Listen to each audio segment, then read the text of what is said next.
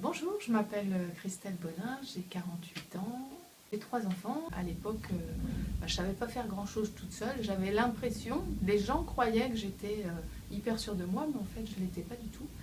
Et en l'occurrence, j'étais incapable de partir à Paris toute seule ou prendre le métro.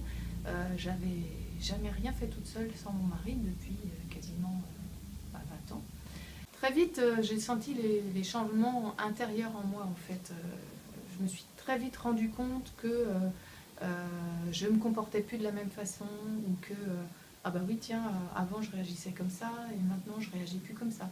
Donc ça m'a permis déjà de partir à Paris. Donc la première fois, j'étais accompagnée de ma fille, mais la deuxième fois, quand je suis allée en formation, je suis partie toute seule, j'ai pris le train, j'ai pris le métro, j'ai pris un hôtel, je connaissais personne. Et tout ça, c'était nouveau, et avec une zénitude, j'ai envie de dire, qui ne me ressemblait pas.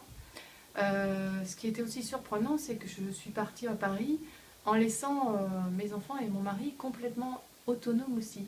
C'est-à-dire qu'avant, j'aurais tout préparé, le repas pour 4 jours. Là, je suis partie en disant, c'est mon tour, vous vous débrouillez, et sans culpabilité. Ça, c'est vraiment ce qui a été le plus net dès le début. Et puis, toutes mes émotions de colère. Je me rendais compte que je ne m'énervais plus après mes enfants, que j'acceptais plein de choses qui avant m'auraient fait sortir de mes gonds, et qui, du coup, étaient beaucoup plus simples à vivre, aussi bien pour moi que pour eux. C'est beaucoup plus reposant. On le disait encore avec Jean-Marc l'autre jour, mais c'est tellement agréable d'avoir travaillé tous les deux et d'être, de ne plus se prendre la tête du tout. C'est super rare, et même quand on se prend la tête, c'est minuscule à côté d'avant, quoi.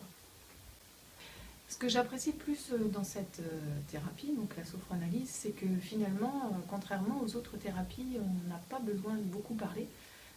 On parle que quelques minutes au début de la séance, et ensuite eh bien, on se laisse guider par notre âme, et c'est elle qui fait finalement tout le travail. C'est beaucoup plus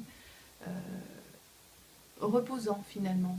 Si vous regardez cette vidéo et que vous hésitez encore à faire une sophranalyse, je vous conseille vivement de ne pas vous poser de questions. C'est lorsqu'on ne se pose pas de questions et qu'on fonce finalement que c'est le plus facile.